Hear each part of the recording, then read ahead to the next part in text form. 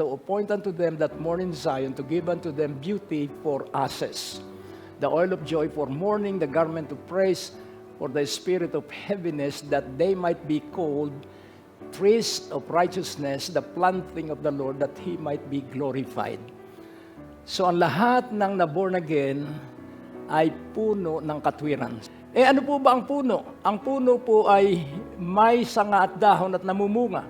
Kaya ang iyong pamumungay sa katwiran. And what is righteousness? Right standing before God and right believing all the day as we live. Lagi kang tiwalang-tiwala sa Diyos. At aalisin ang mga kabigatan sa ating buhay sapagkat tayo puspos ng kapangyarihan ng banal na Espiritu.